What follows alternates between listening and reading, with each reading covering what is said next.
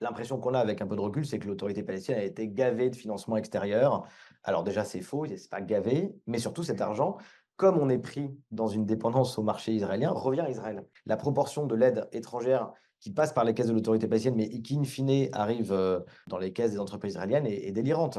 Et d'ailleurs, quand on compare l'évolution des PIB israéliens et palestiniens depuis 93, on voit très bien que ce transfert de l'argent venu de l'extérieur vient pas nourrir les fondements d'une économie palestinienne viable, mais vient appuyer cette mise en dépendance. Et imaginez que graduellement on arrive à la paix sans affronter tous les fondements de la violence.